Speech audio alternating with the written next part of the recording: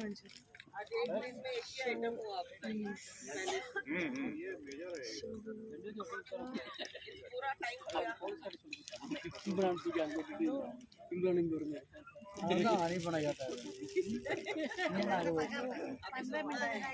അവിടേക്ക് നിന്നിട്ട് പിടിച്ചാലോ പിടിച്ചാലും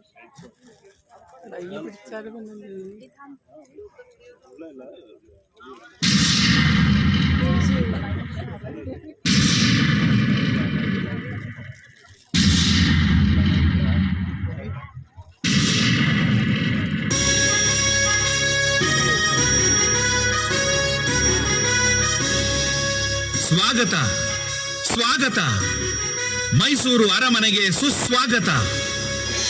ಜಗದ್ವಿಖ್ಯಾತ ಮೈಸೂರು ಅರಮನೆಯ ಮುಂದೆ ನೀವಿದ್ದೀರಿ. ಮೈಸೂರು ಬರೀ ಸ್ಥಳವಲ್ಲ, ಬರೀ ಹೆಸರಲ್ಲ, ಇದು ರಾಜರ ಸಂಸ್ಕೃತಿಯ ತವರು, ರಸಿಕತೆಯ ಬೀಡು, ಸದಭಿರುಚಿಯ ಸಂಕೇತ. ಮೈಸೂರು ಅರಮನೆ ನಮ್ಮ ಇತಿಹಾಸದ ಭವ್ಯ ಪ್ರತಿನಿಧಿ. ನೀವೀಗ ನೋಡುತ್ತಿರುವುದು ಹೊಸ ಅರಮನೆ. ಮೈಸೂರು ರಾಜರ ಅರಮನೆಯ ಹಿಂದೆ 550 ವರ್ಷಗಳ ಸುದೀರ್ಘ ಇತಿಹಾಸವಿದೆ. ದೇವಿ ಚಾಮುಂಡಿ, ತಾಯಿ ಕಾವೇರಿಯೇ ಇದಕ್ಕೆ ಸಾಕ್ಷಿ.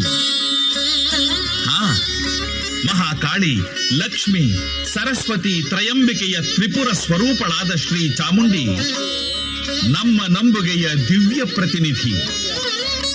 ಮೈಸೂರು ಇತಿಹಾಸದ ಆದಿ, ಮಧ್ಯ, ಅಂತ್ಯ ಎಲ್ಲವೂ ತಾಯಿ ಚಾಮುಂಡಿಯೇ.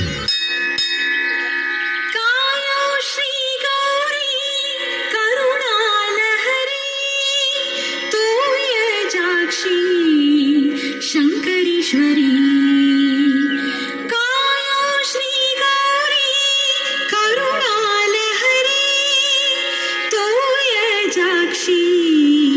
ಶಂಕರೀಶ್ವರಿ ವೈಮಾನಿಕ ಭೂಮಾರ್ಚಿತ ಕೋಮಲ ಕರಪಾದೆ ಸೀಮಾತಿತ ಭೂಮಾಸ್ಪದ ಕಾಮಿತ ಫಲದೆ ಕಾಯೋ ಶ್ರೀ ಗೌರಿ ಕರುಣಾಲಹರಿ ತೂಯ ಜಾಕ್ಷಿ ಶಂಕರೀಶ್ವರಿ.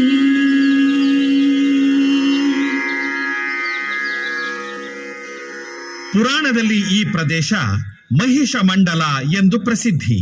ಚಾಮುಂಡಿ ಇಲ್ಲಿ ಬಂದು ನೆಲೆಸಿದ್ದೇ ಒಂದು ರೋಚಕ ಕಥೆ. ಹಿಂದೆ ಇಲ್ಲೊಬ್ಬ ರಾಕ್ಷಸನಿದ್ದ. ಅವನ ಹೆಸರು ಮಹಿಷ. ಅವನು ಅತ್ಯಂತ ಕ್ರೂರಿಯಾಗಿದ್ದ, ಜನ ಕಂಟಕನಾಗಿದ್ದ.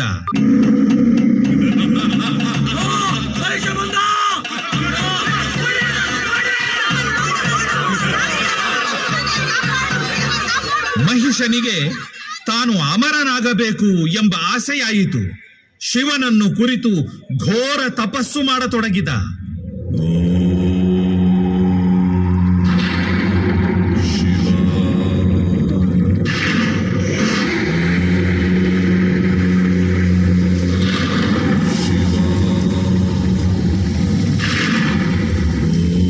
ಭಗವಂತ ಅವನ ಘೋರ ತಪಸ್ಸಿಗೆ ಮೆಚ್ಚಿ ಪ್ರತ್ಯಕ್ಷನಾದ. ಶಂಕರ ಶಿವ ಶಿವ ಶಂಕರ, ಶಂಕರ ಶಿವ ಶಿವ ಶಂಕರ, ಶಂಕರ ಶಿವ ಶಿವ ಶಂಕರ, ಶಂಕರ ಶಿವ ಶಿವ ಶಂಕರ. ಭಕ್ತಾಗ್ರೇಸರ ಮಹಿಷಾಸುರ, ಏಳು, ನಿನ್ನ ಘೋರ ತಪಸ್ಸಿಗೆ ಮೆಚ್ಚಿ ಪ್ರತ್ಯಕ್ಷನಾಗಿದ್ದೇನೆ. ಧನ್ಯೋಸ್ಮಿ ಧನ್ಯೋಸ್ಮಿ ಕೈಲಾಸಪತೆ, ಧನ್ಯೋಸ್ಮಿ. 7 ವರ್ಷ 7 ಇಷ್ಟಾರ್ಥ ಸಿದ್ಧಿರಸ್ತು.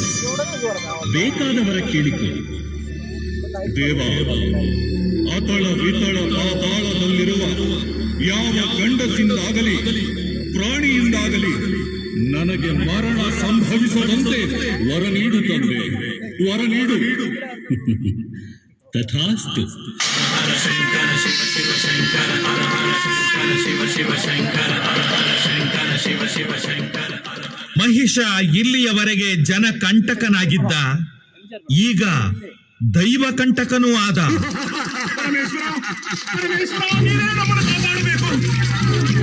ಕೈಲಾಸಪತಿ, ಕೈಲಾಸಪತಿ, ಶರಣು ಶರಣು ನಿನಗೆ.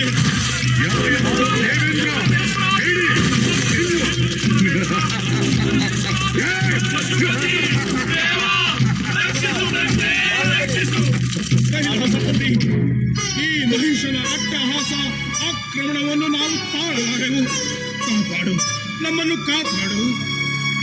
ನಾನು ಅಸಹಾಯಕ. ನಾನು ವರ ಕೊಡಬಲ್ಲನೇ ಹೊರತು ಹಿಂದಕ್ಕೆ ಪಡೆಯಲಾರೆ. ನನಗೆ ಸಾಕ್ಷಾತ್ ಪರಶಿವನ ವರವಿದೆ. ನನಗೆ ಯಾವ ಗಂಡಸಿಂದಾಗಲಿ ಪ್ರಾಣಿಯಿಂದಾಗಲಿ ಮರಣವಿಲ್ಲ. ನಾನೇ ಇನ್ನು ಮುಂದೆ ಜಗದೀಶ್ವರ.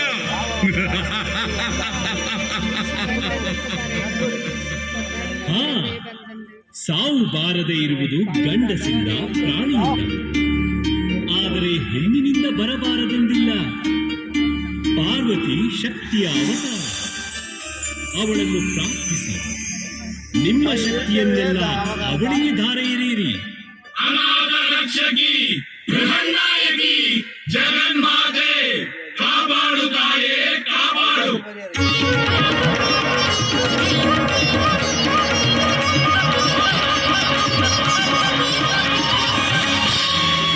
ದೇವತೆಗಳೇ ನನ್ನನ್ನು ಪ್ರಾರ್ಥಿಸುವಂತಹ ಕಾರಣವಾದರೂ ಏನು? ಮಾತೆ, ರಕ್ಷಿಸು. ನಾವು ಮಹಿಷನ ಉಪಟಳವನ್ನು ತಡೆಯಲಾರೆವು. ದೇವಿ, ನೀನು ಶಕ್ತಿಯ ಅಪರಾವತಾರ. ನೀನು ಮಾತ್ರ ಮಹಿಷನನ್ನು ವಧಿಸಲು ಸಾಧ್ಯ. ಸ್ವಾಮಿ, ತಮ್ಮ ಚಿತ್ತ. ನಾನು ಚಾಮುಂಡಿಯ ರೂಪದಲ್ಲಿ ಮಹಿಷನನ್ನು ವಧಿಸುತ್ತೇನೆ.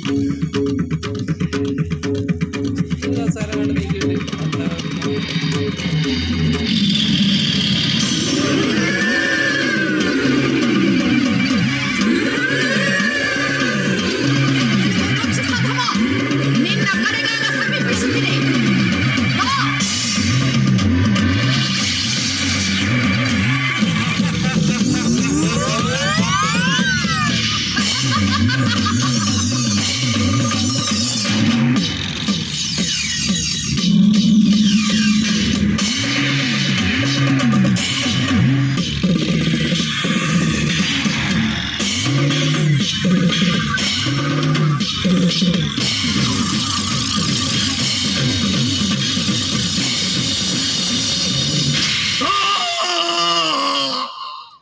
ಜಯ ಜಯ ದುರದುರ್ಗೆ, ಜಯ ಜಯ ಚಾಮುಂಡಾಂಬಿಕೆ, ಜಯ ಜಯ ಚಾಮುಂಡೇಶ್ವರಿ.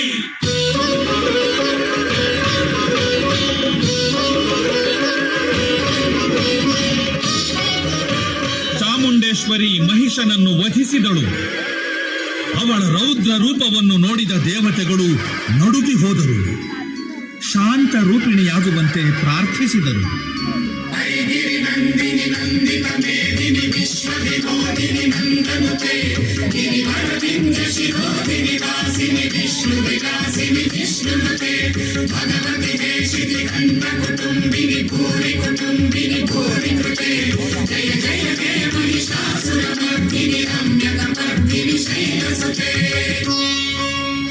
ಚಾಮುಂಡಿ ಪ್ರಾರ್ಥನೆಯಿಂದ ಸಂತುಷ್ಟಳಾದಳು. ಶಾಂತ ರೂಪ ತಳೆದಳು. ಮೈಸೂರು ಚಾಮುಂಡಿಯಾದಳು. ಬೆಟ್ಟದ ಮೇಲೆ ನೆಲೆಸಿದಳು. ಇದು ಪುರಾಣದ ಮಾತು. ಇತಿಹಾಸದ ಮಾತು ಬೇರೆ. 14ನೆಯ ಶತಮಾನ. ಆಗ ಈ ಪ್ರದೇಶದ ಹೆಸರು ಹದಿನಾಡು. ಇದರ ಅಧಿಪತಿ ಚಾಮರಾಜ. ಆತನ ಪಟ್ಟದರಸಿ ಚಿಕ್ಕದೇವರ ಸಮ್ಮಣ್ಣಿ. ಅವರಿಗೆ ಒಬ್ಬಳೇ ಮಗಳು ದೇವಾಜಮ್ಮಣ್ಣಿ. ಚಾಮರಾಜ ಅಕಾಲ ಮರಣಕ್ಕೆ ತುತ್ತಾದ. ಪಕ್ಕದ ಕಾರುಗಹಳ್ಳಿಯ ಮಾರನಾಯಕನ ಕಣ್ಣು ಹದಿನಾಡಿನ ಮೇಲೆ ಬಿತ್ತು. ಚಾಮರಾಜನ ಮಗಳು ದೇವಾಜಮ್ಮಣ್ಣಿಯನ್ನು ತನಗೇ ವಿವಾಹ ಮಾಡಿಕೊಡುವಂತೆ ಒತ್ತಡ ಹೇರತೊಡಗಿದ. ಅಮ್ಮಣ್ಣಿ, ಮುಂದಿನ ಪೌರ್ಣಮಿಯೊಳಗೆ ರಾಜಕುಮಾರಿನ ಲಗ್ನ ಮಾಡಿಕೊಡ್ಬೇಕು. ಒಪ್ಕೊಳ್ದಿದ್ರೆ ಬಲವಂತವಾಗಿ ಹೊತ್ಕೊಂಡೊಯ್ತೀನಿ. ಮಗಳೇ, ಸಮಾಧಾನ ತಂದುಕೋ. ಚಾಮುಂಡಾಂಬೆ, ನೀನೇ ಗತಿ. ರಕ್ಷಣೆ ಇಲ್ಲದ ಅನಾಥರು ನಾವು. ಕಾಪಾಡು ತಾಯೇ, ಕಾಪಾಡು. ಹುಣ್ಣಿಮೆ ಸಮೀಪಿಸತೊಡಗಿತ್ತು. ಒಂದು ದಿನ ಸಂಜೆಯ ಸಮಯ. ತಂಗಾಳಿ ಬೀಸುವಂತೆ ಅಣ್ಣ ತಮ್ಮಂದಿರಿಬ್ಬರು ಮೈಸೂರಿನತ್ತ ಬಂದರು.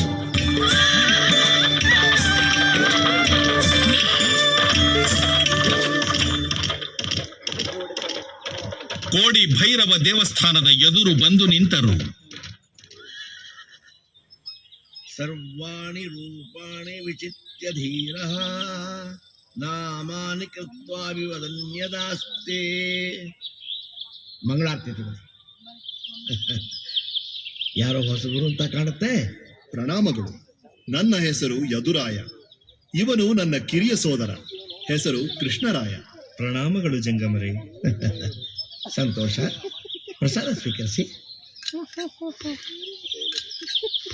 ನಾವು ಯದುಕುಲ ಸಂಜಾತರು. ದ್ವಾರಕೆಯಿಂದ ಹೊರಟು ದೇಶ ಸುತ್ತಾಡುತ್ತಾ ಬಂದಿದ್ದೇವೆ. ಕೆಲವು ದಿನ ಇಲ್ಲಿ ತಂಗಬಹುದಷ್ಟೇ. ಓಹೋ, ಧಾರಾಳವಾಗಿ. ಕೋಡಿ ಭೈರವನ ಸಾನ್ನಿಧ್ಯ, ಪ್ರಶಾಂತವಾದ ವಾತಾವರಣ ಮನಸ್ಸಿಗೆ ನೆಮ್ಮದಿ ನೀಡುತ್ತೆ. ಪೂಜ್ಯರೇ, ಇಲ್ಲಿಯ ವಿಶೇಷವೇನು? ಇದು ನಮಗೆ ಹೊಸ ಪ್ರದೇಶ. ಏನೆಂದು ಹೇಳಲಿ, ಇಲ್ಲಿಯ ರಾಜಮನೆತನಕ್ಕೆ ಬಂದಿರುವ ದುರ್ಗತಿಯಿಂದ ಇಡೀ ಹದಿನಾಡೇ ಅಲುಮುತ್ತಿದೆ. ಜಂಗಮ ಭಂಡಾರಿ ಬಸಪ್ಪ ಒಡೆಯರ್ ಮಾರನಾಯಕನ ಉಪಟಳದ ಬಗ್ಗೆ ತಿಳಿಸಿದರು. ಯದುರಾಯ ಕೃಷ್ಣರಾಯ ಇದರ ಬಗ್ಗೆ ಯೋಚಿಸಿ ರಾಜಮಾತೆಯನ್ನು ರಕ್ಷಿಸಬೇಕು ಎಂದು ನಿರ್ಧರಿಸಿದರು.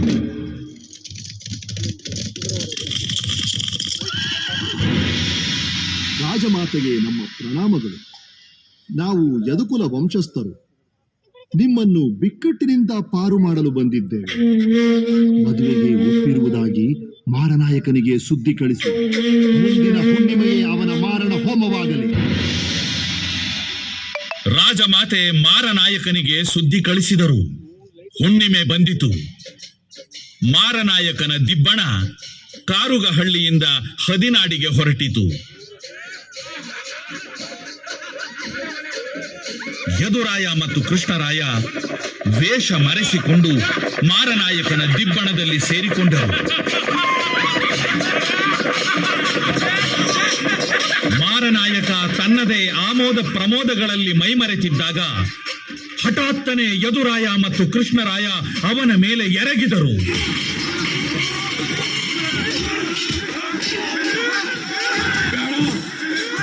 ಬೇಡ, ನನ್ನ ಪ್ರಾಣ ಉಳಿತು. ಅಸಹಾಯಕ ಹೆಣ್ಣು ಮಕ್ಕಳನ್ನು ಪೀಡಿಸಿದ ನೀನು ಜೀವದಿಂದ ಇರಬಾರದು. ಸಾವೇ ನಿನಗೆ ಸರಿಯಾದ ಶಿಕ್ಷೆ. ಕೃಷ್ಣರಾಯ, ಕೂಡಲೇ ಕಾರುಗಹಳ್ಳಿಗೆ ಮುತ್ತಿಗೆ ಹಾಕಿ ಅದನ್ನು ವಶಪಡಿಸಿಕೋ. ನಾನು ಸನ್ನಿಧಾನದ ರಕ್ಷಣೆಗೆ ಹೋಗುತ್ತಿದ್ದೇನೆ. ರಾಜಮಾತೆ, ಕಂಟಕ ಕಳೆಯಿತು. ಇನ್ನು ನೀವು ಮತ್ತು ನಿಮ್ಮ ರಾಜ್ಯ ಸುರಕ್ಷಿತ. ನಾವು ನಿಮಗೆ ಹೇಗೆ ಕೃತಜ್ಞತೆ ಅರ್ಪಿಸಬೇಕೆಂಬುದೇ ತಿಳಿಯದು. ಇದು ನಮ್ಮ ಕರ್ತವ್ಯ ತಾಯಿ. ಇದರಲ್ಲಿ ಕೃತಜ್ಞತೆ ಎಲ್ಲಿ ಬಂತು? ನೀವು ದೊಡ್ಡ ಮನಸ್ಸು ಮಾಡಬೇಕು. ನಮ್ಮ ಮಗಳು ದೇವಾಜಮ್ಮಣ್ಣಿಯನ್ನು ವಿವಾಹವಾಗಿ ರಾಜ್ಯವನ್ನು ಸಂರಕ್ಷಿಸಬೇಕು. ನಿಮ್ಮ ಚಿತ್ತ ಹಾಗಿದ್ದರೆ ನನ್ನ ಅಭ್ಯಂತರವೇನೂ ಇಲ್ಲ. ವಿವಾಹದ ಸಿದ್ಧತೆಗಳು ಶೀಘ್ರವಾಗಿ ಪ್ರಾರಂಭವಾಗಬೇಕು.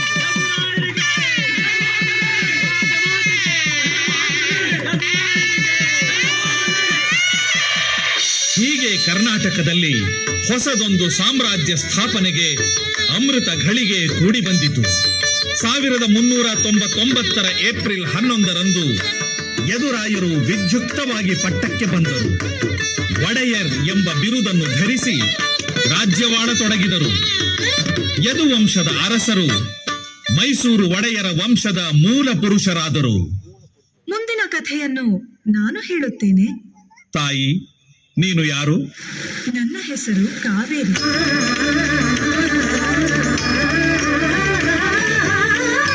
ರಾಜನ ಮಗಳು ನಾನು. ನನ್ನನ್ನು ಅಗಸ್ತ್ಯ ಋಷಿಯ ಕೃಪೆಯಿಂದ ಮದುವೆಯಾಗಿ ಹರಿದವಳು. ಶ್ರೀರಂಗಪಟ್ಟಣ ನಾನು ಕಾಪಾಡಿಕೊಂಡು ಬಂದ ಪುಟ್ಟ ದ್ವೀಪ. ಅದರ ಎರಡೂ ಕಡೆಯಲ್ಲಿ ನನ್ನ ಹರಿವಿದೆ.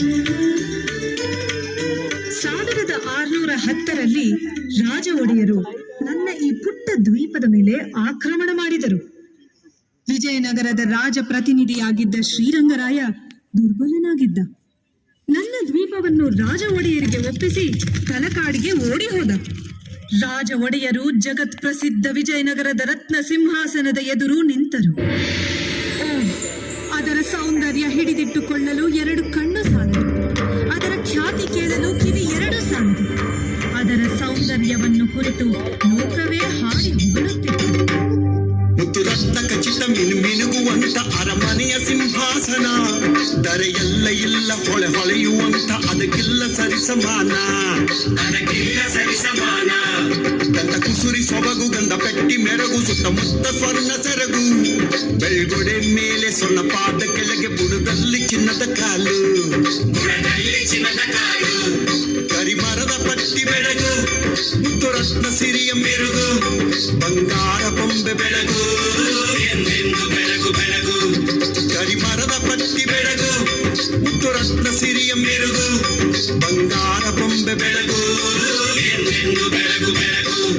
ಮುತ್ತು ರತ್ನ ಖಚಿತ ಮಿನುಗುವಂತ ಅರಮನೆಯ ಸಿಂಹಾಸನ, ಜನಮನದ ಆಸೆ ವೈಭವದ ಪರಿಷ ಲಾಂಛನದ ಸಿರಿಯ ಭರಸೆ, ಲಾಂಛನದ ಸಿರಿಯ ಭರಸೆ. ರಾಜ ಒಡೆಯರು 1610 ಮಾರ್ಚ್ 23ರಂದು ಶ್ರೀರಂಗಪಟ್ಟಣಕ್ಕೆ ರಾಜಧಾನಿಯನ್ನು ಬದಲಾಯಿಸಿದರು. ಮಂತ್ರಿ ಮಹೋದಯರೇ, ವಿಜಯನಗರದಷ್ಟೇ ಭವ್ಯವಾದ ಸಾಮ್ರಾಜ್ಯ ಕಟ್ಟಬೇಕೆಂಬುದು ನಮ್ಮ ಆಸೆ. ವಿಜಯನಗರ ಆಚರಿಸುತ್ತಿದ್ದ ಮಹಾನವಮಿಯ ಉತ್ಸವವನ್ನು ಅಷ್ಟೇ ವೈಭವದಿಂದ ಆಚರಿಸಬೇಕು. ಸಕಲ ಏರ್ಪಾಡುಗಳಾಗಲಿ. ಪ್ರಭು, ಏನು ಮಂತ್ರಿಗಳೇ?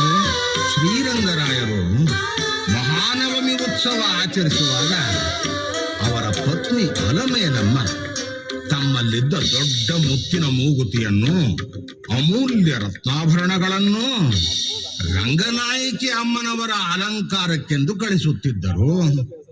ಅಲಮೇಲಮ್ಮ ತಮ್ಮ ಪತಿಯ ಜೊತೆ ಓಡಿ ಹೋಗುವಾಗ ತಮ್ಮ ಆಭರಣಗಳನ್ನು ತೆಗೆದುಕೊಂಡು ಹೋಗಿದ್ದಾರೆ.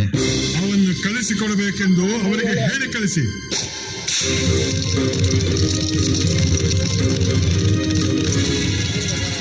ಇದರಿಂದ ಮೈಸೂರು ಒಡೆಯರು ಸಾಧ್ವಿಯೊಬ್ಬಳ ಶಾಪಕ್ಕೆ ತುತ್ತಾಗಬೇಕಾಯಿತು. ಅಷ್ಟರಲ್ಲಾಗಲೇ ಶ್ರೀರಂಗರಾಯ ನಿಧನನಾಗಿದ್ದ. ಒಡೆಯರ ಆದೇಶ ಅಲಮೇಲಮ್ಮನವರಿಗೆ ತಲುಪಿತು. ಯಾರು ಎಂದು ಕೇಳರಿಯದ ಶಾಪವೊಂದನ್ನು ಕೊಡಲು ಮುಂದಾದರು. ಆಕಾಶದಲ್ಲಿ ಅಲೆವ ದೇವತೆಗಳೇ ಕೇಳಿ, ಅಷ್ಟ ದಿಕ್ಪಾಲಕರೇ ಕೇಳಿ, ಪಂಚಭೂತಗಳೇ ಕೇಳಿ, ಭೂಮಿ ಮೇಲಿನ ಭೂಮಿಯೊಳಗಿನ ಸಮಸ್ತ ಚರಾಚರಗಳೇ ಕೇಳಿ. ಹೆಣ್ಣೊಡಲ ತಾಪವೇ ಹೊರಹೊಮ್ಮುತ್ತಿದೆ ಶಾಪವಾಗಿ. ರಾಜ್ಯ ಹೋಯಿತು, ನನ್ನೊಡೆಯದ ಪ್ರಾಣ ಹೋಯಿತು. ಬಂದಿದೆ ಆಭರಣಕ್ಕೆ ವಿಪತ್ತು, ಬರಬಹುದು ಮಾನಕ್ಕೂ ಒಂದು ದಿನ ಆಪತ್ತು. ಅಟ್ಟು ಬರುತ್ತಿಯೇ ವೈರಿಗಳ ಕುದುರೆಗಳು, ಹೋಗುವ ಕಾಲ ಬಂತು. ಕಿವಿಗೊಟ್ಟು ಕೇಳಿ, ಕಿವಿಗೊಟ್ಟು ಕೇಳಿ. ತಲಕಾಡು ಮರಳಾಗಿ, ತಲಕಾಡು ಮರಳಾಗಿ, ತಲಕಾಡು ಮರಳಾಗಿ, ಮಾಲಂಗಿ ಮಡುವಾಗಿ, ಮಾಲಂಗಿ ಮಡುವಾಗಿ, ಮಾಲಂಗಿ ಮಡುವಾಗಿ. ಮೈಸೂರು ಅರಸರಿಗೆ ಮಕ್ಕಳಾಗದಿರಲಿ, ಮಕ್ಕಳಾಗದಿರಲಿ, ಮಕ್ಕಳಾಗದಿರಲಿ.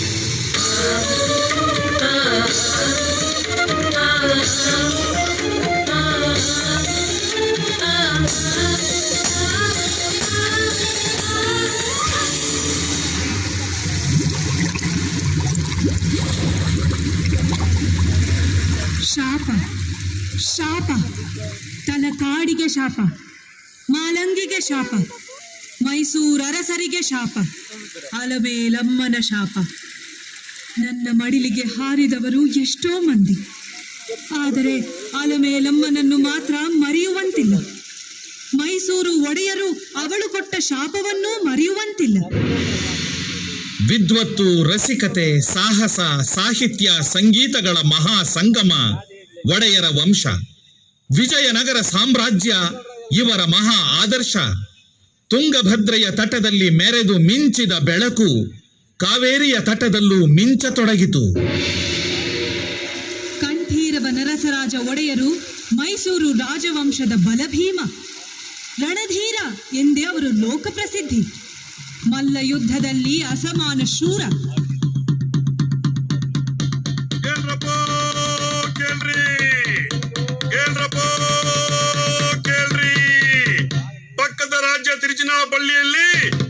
ಒಬ್ಬ ಜಗಜಟ್ಟಿ ಅವನೇ.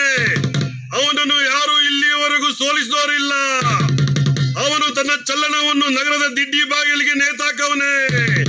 ಯಾರಾದ್ರೂ ಸವಾಲ್ ಹಾಕೋರಿದ್ರೆ ಚಲ್ಲಣವನ್ನು ಕಿತ್ತೆಸೆದು ಮಲ್ಲ ಯುದ್ಧ ಮಾಡಬಹುದು. ಕೇಳ್ರಪ್ಪ, ಕೇಳ್ರಿ, ಕೇಳ್ರಪ್ಪ, ಕೇಳ್ರಿ. ಆ ಡಂಗುರ ಕೇಳಿ ರಣಧೀರನ ದೇಹದ ಸ್ನಾಯುಗಳು ಹುರಿಗೊಂಡವು. ಅವನು ವೇಷ ಮರೆಸಿಕೊಂಡು ತಿರುಚನಾಪಳ್ಳಿಗೆ ಹೋದ. ದಿಡ್ಡಿ ಬಾಗಿಲಿಗೆ ಕಟ್ಟಿದ ಚಡ್ಡಿ ಕಿತ್ತೆಸೆದು ಜಟ್ಟಿಯೊಡನೆ ಸೆಳೆಸಿದ.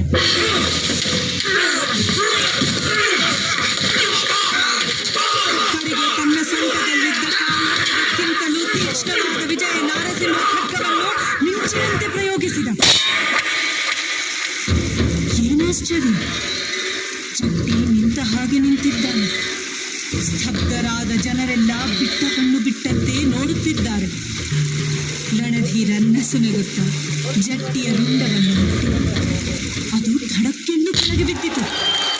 ಜನರೆಲ್ಲ ಅವನ ಕೈ ಚಳಕಕ್ಕೆ ಮಂತ್ರಮುಗ್ಧರಾಗಿದ್ದರು. ರಣಧೀರ ಕಂಠೀರವ ನರಸರಾಜ ಒಡೆಯರು ಬಿಜಾಪುರದ ರಣದುಲ್ಲಾ ಖಾನ್, ಮಧುರೆಯ ನಾಯಕ ಹಾಗೂ ಮಾಗಡಿ ಕೆಂಪೇಗೌಡರನ್ನು ಸೋಲಿಸಿದರು. ರಾಜ್ಯ ವಿಸ್ತರಿಸಿದರು.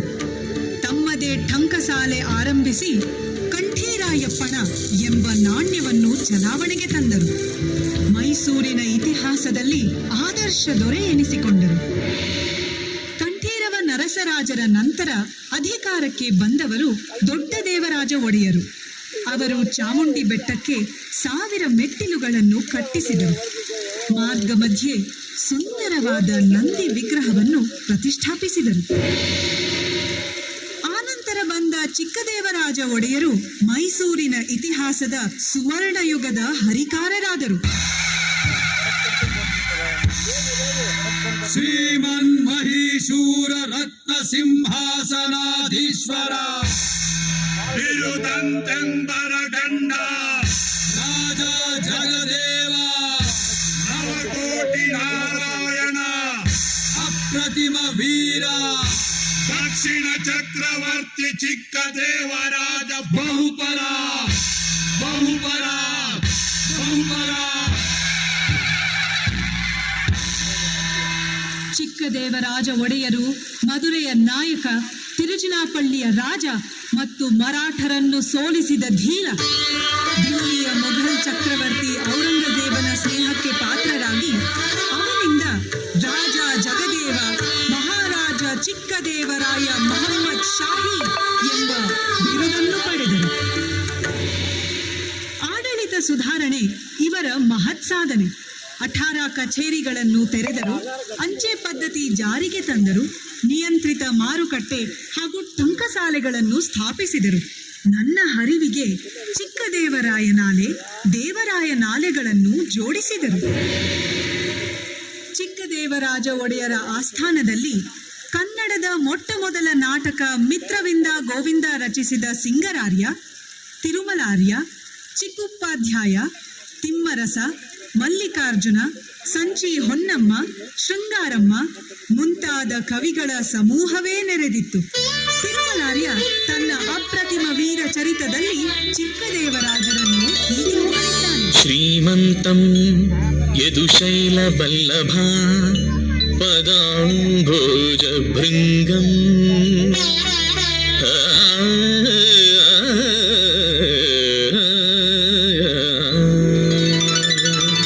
ಶ್ರೀಮಂತಂ ಯದುಶೈಲ ವಲ್ಲಭ ಪದಾಂಭೋಜ ಭೃಂಗಂ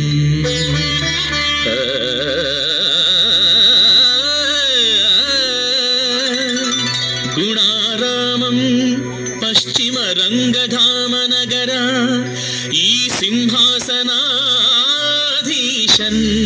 ಉದ್ದಾಮ ಶ್ರೀ ಯದುವಂಶ ಕಲ್ಪತರು ಪ್ರೌಢ ಪ್ರವಾಣಂ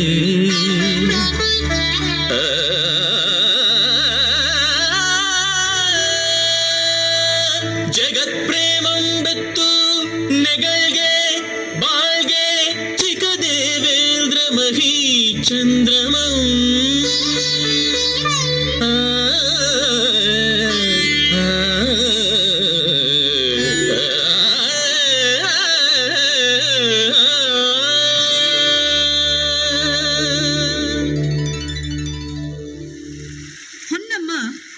ಚಿಕ್ಕದೇವರಾಜ ಒಡೆಯರ ರಾಣಿವಾಸದಲ್ಲಿ ಸಂಚಿಯ ಕಾಯಕದವಳು. ಆಸ್ಥಾನದ ಕವಿಗಳ ಸಾನ್ನಿಧ್ಯದಿಂದ ಅವಳಲ್ಲೂ ಕಾವ್ಯ ಪ್ರತಿಭೆ ಅರಳತೊಡಗಿತು. ಹದಿಬದೆಯ ಧರ್ಮ ಎಂಬ ಕಾವ್ಯ ಬರೆದಳು. ಒಮ್ಮೆ ಚಿಕ್ಕದೇವರಾಜ ಒಡೆಯರಿಗೆ ಅವಳ ಕಾವ್ಯ ಕೇಳಬೇಕೆಂಬ ಆಸೆಯಾಯಿತು. ಬುದ್ಧಿ, ಚಿಗುರೆಲೆ.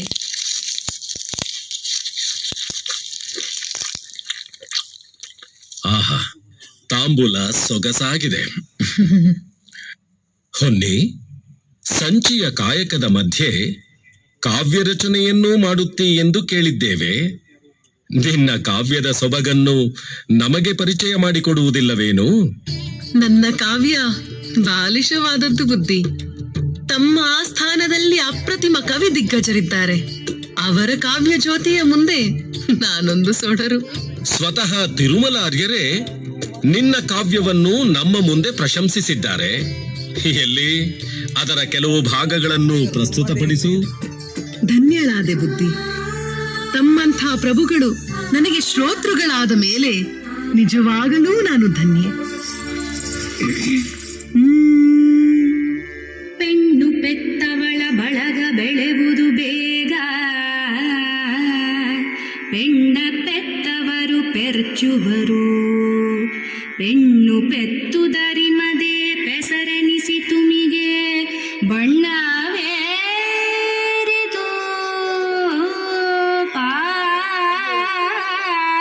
ಪಾಲ್ಗಡಲು. ಪೆಣ್ಣಿಂದೆ ಪೆರ್ಮಗೊಂಡನು ಹೇಮವಂತನು, ಪೆಣ್ಣಿಂದೆ ಬೈಗೂ ಪೆರ್ಚಿದನು. ಪೆಣ್ಣಿಂದೆ ಜನಕರಾಯ ಜಸವ ನಡೆದನು, ಪೆಣ್ಣನಿಂದಿಸಲೇಕೆ ಪೆರರು ಪೆಣ್ಣಲ್ಲವೇ? ತಮ್ಮನೆಲ್ಲ ಪಡೆದ ತಾಯಿ ಪೆಣ್ಣಲ್ಲವೇ?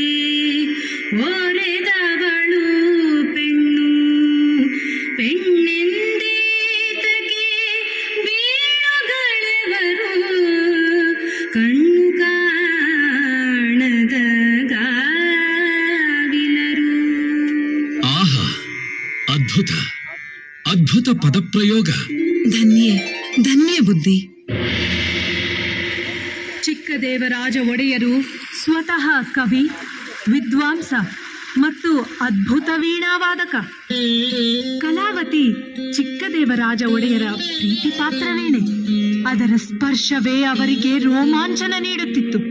ಅದನ್ನು ಎತ್ತಿ ತೊಡೆಯ ಮೇಲಿರಿಸಿಕೊಂಡು ಚೂಪಾದ ಉಗುರುಗಳಿಂದ ತಂತಿ ಮಿಡಿಯುತ್ತಿದ್ದರೆ ಇಡೀ ಲೋಕವೇ ನಾದಮಯವಾಗುತ್ತಿತ್ತು. ವೀಣೆಯ ನಾದ ತರಂಗಗಳು ನನ್ನ ಪುಟ್ಟ ದ್ವೀಪದ ಉದ್ದಗಲಕ್ಕೂ ಅನುರಣನಗೊಳ್ಳುತ್ತಿದ್ದವು.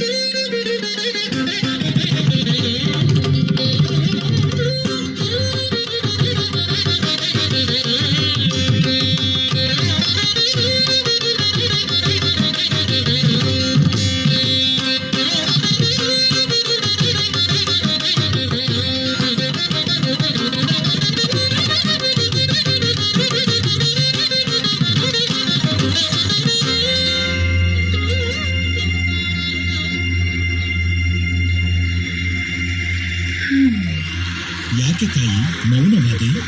ಮುಂದುವರೆಸು. ನಿನಗೆ ಹಿಂದಣ ವಿಷಯ ತಿಳಿಯಲು ಕುತೂಹಲ, ನನಗೆ ಹೇಳಲು ತಡವರಿಕೆ. ಮುಂದಿನ ಘಟನೆಗಳು ಅಷ್ಟು ಹಿತವಲ್ಲ. ಇತಿಹಾಸ ಎಂದು ಸರಳ ರೇಖೆಯಾಗಿಲ್ಲ. ಇತಿಹಾಸವೆಂಬುದು ಏಳು ಬೀಳುಗಳ ಸಂಪುಟ. ಮುಂದುವರೆಸು ತಾಯಿ. 18ನೇ ಶತಮಾನದ ಮಧ್ಯಭಾಗ. ಇಡೀ ಭಾರತದಲ್ಲಿ ಮುಘಲರು ಕ್ಷೀಣಿಸುತ್ತಿದ್ದರು, ಮರಾಠರು ಪ್ರಬಲರಾಗಿದ್ದರು, ಬ್ರಿಟಿಷರು ಮೇಲೇರಲು ಹವಣಿಸುತ್ತಿದ್ದರು. ಎಲ್ಲ ಕಡೆ ಗಾದಿಯಲ್ಲಿ ಹೆಸರಿಗೆ ರಾಜ, ಅಧಿಕಾರ ಪ್ರಬಲರಾದ ದಳವಾಯಿಗಳ ಕೈಯಲ್ಲಿ. ಮೈಸೂರು ಇದಕ್ಕೆ ಹೊರತಾಗಿರಲಿಲ್ಲ. ದಳವಾಯಿಗಳಾದ ನಂಜರಾಜಯ್ಯ, ದೇವರಾಜಯ್ಯ ಅಟ್ಟಹಾಸದಿಂದ ರಾಜ್ಯವಾಳಿದರು. ಇಮ್ಮಡಿ ಕೃಷ್ಣರಾಜ ಒಡೆಯರು ಅವರ ದೌರ್ಜನ್ಯವನ್ನು ಪ್ರತಿಭಟಿಸಿದರು. ದೇಶ ಪರ್ಯಟನೆ ಮಾಡಿ ತಾವೇ ಸ್ವತಃ ಜನರ ಕಷ್ಟ ಸುಖ ವಿಚಾರಿಸಿಕೊಳ್ಳಬೇಕೆಂದು ಹೊರಟರು. ಆಗ ಕರಾಚುರಿ ನಂಜರಾಜಯ್ಯ ವ್ಯಗ್ರನಾಗಿ,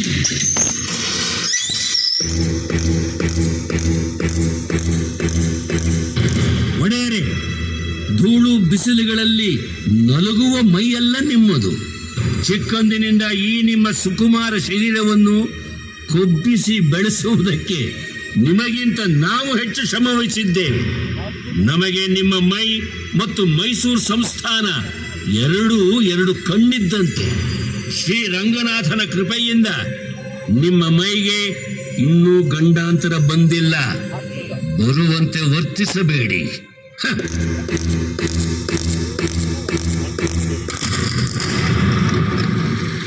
ಈ ರೀತಿ ಎಚ್ಚರಿಕೆ ಕೊಟ್ಟು ಗೃಹಬಂಧನದಲ್ಲಿರಿಸಿದ. ಹೀಗೆಂದ ಗಂಡದೆಯ ನಂಜರಾಜಯ್ಯನೇ ವಿಧಿಯ ವಿಕಟ ಅಟ್ಟಹಾಸಕ್ಕೆ ಬಲಿಯಾದ. ತನಗರಿವಿಲ್ಲದಂತೆ ಹೈದರ್ ಎಂಬ ಯುವಕ ಮೈಸೂರು ಸಂಸ್ಥಾನ ಪ್ರವೇಶಿಸಲು ಕಾರಣನಾದ. ಮೈಸೂರಿನ ಇತಿಹಾಸ ಬೇರೊಂದು ತಿರುವನ್ನೇ ಪಡೆಯಿತು. 1766ರಲ್ಲಿ ಹೈದರ್ ಮೈಸೂರು ಸಂಸ್ಥಾನದ ಅಧಿಕಾರ ಹಿಡಿದು ಸರ್ವಾಧಿಕಾರಿಯಾದ. ಒಡೆಯರ ಹೆಸರಿನಲ್ಲಿ ರಾಜ್ಯಭಾರ ನಡೆಸಿ ಬ್ರಿಟಿಷರನ್ನು ಸೋಲಿಸಿದ.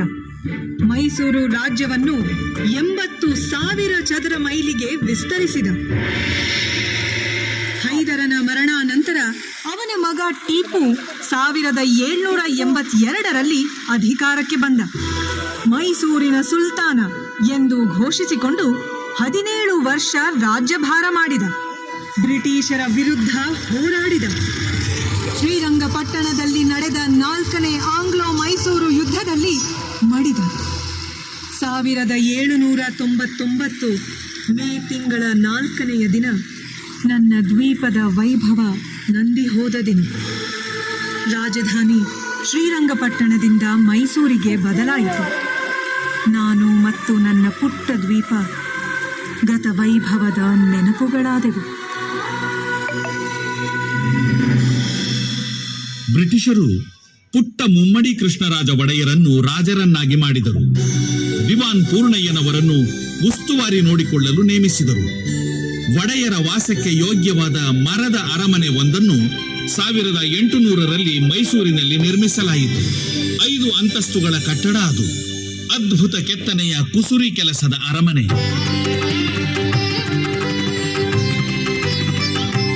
ಮುಮ್ಮಡಿ ಕೃಷ್ಣರಾಜ ಒಡೆಯರು ಆಧುನಿಕ ಮೈಸೂರಿನ ರಸಿಕತೆಯ ಪ್ರತೀಕವಾಗಿದ್ದರು. ಕವಿಗಳ ಸಾಹಿತ್ಯ ಸಂಗೀತಗಳ ಪೋಷಕರೂ ಆಗಿದ್ದರು. ತಾವೇ 20ಕ್ಕೂ ಹೆಚ್ಚು ಗ್ರಂಥಗಳನ್ನು ರಚಿಸಿದ್ದರು. ಅವರ ಪ್ರಸಿದ್ಧ ಗ್ರಂಥ ಶ್ರೀ ತತ್ವನಿಧಿಯಲ್ಲಿ ಪ್ರಾಚೀನವಾದ 35 ರಾಗಗಳ ವಿವರಣೆ ಇದೆ.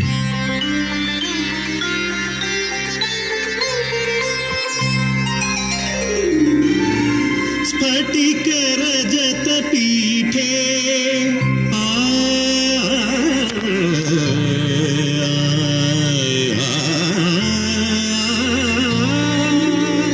ಸ್ಫಟಿಕ ರಜತ ಪೀಠೆ ರಮ್ಯ ಕೈಲಾಸ ಶೃಂಗೇ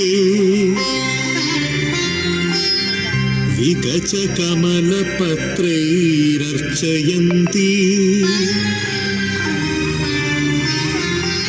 ಮಹೇಶಂ ಕರಧೃತ ಘನವಾದ್ಯ ಪೀತವರ್ಣಾಯತಾಕ್ಷಿ ಸುಕವಿಭರಿಯ ಮುಕ್ತ ಭೈರವೀ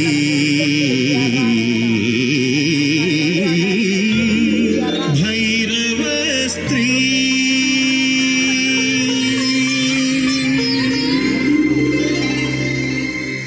ಮುಮ್ಮಡಿ ಕೃಷ್ಣರಾಜ ಒಡೆಯರು ನಾಡಿನ ಪ್ರಪ್ರಥಮ ಇಂಗ್ಲಿಷ್ ಶಾಲೆ ರಾಜಾ ಸ್ಕೂಲ್ ಅನ್ನು ಆರಂಭಿಸಿದರು. ಜಗತ್ ಪ್ರಸಿದ್ಧ ದಸರಾ ಉತ್ಸವವನ್ನು ಮೈಸೂರಿನಲ್ಲಿ ಪ್ರಾರಂಭಿಸಿದ ಕೀರ್ತಿ ಇವರದು. ಮುಮ್ಮಡಿಯವರ ನಂತರ ಅಧಿಕಾರಕ್ಕೆ ಬಂದವರು 10ನೆಯ ಚಾಮರಾಜ ಒಡೆಯರು. ಇವರು ಆಧುನಿಕ ಮೈಸೂರಿನ ಹರಿಕಾರರು. 1881ರಲ್ಲಿ ಇಡೀ ದೇಶದಲ್ಲಿಯೇ ಪ್ರಥಮ ಪ್ರಜಾಪ್ರತಿನಿಧಿ ಸಭೆಯನ್ನು ಸ್ಥಾಪಿಸಿದ ಖ್ಯಾತಿ ಇವರದು. ಕೋಲಾರದ ಚಿನ್ನದ ಗಣಿ, ಬೆಂಗಳೂರು ಮೈಸೂರು ಹಾಗೂ ಬೆಂಗಳೂರು ತಿಪಟೂರು ರೈಲು ಮಾರ್ಗ ಮತ್ತು ಮೈಸೂರಿನ ಪ್ರಾಣಿ ಸಂಗ್ರಹಾಲಯ ಇವರ ಕಾಲದಲ್ಲಿ ಪ್ರಾರಂಭವಾದವು. 10ನೆಯ ಚಾಮರಾಜ ಒಡೆಯರು 1894ರಲ್ಲಿ ಅಕಾಲ ಮೃತ್ಯುವಿಗೆ ಈಡಾದರು. 1897 ರಾಜಕುಮಾರಿ ಜಯಲಕ್ಷ್ಮಮ್ಮಣ್ಣಿ ಅವರ ವಿವಾಹದ ಸಂದರ್ಭ. ಆಗ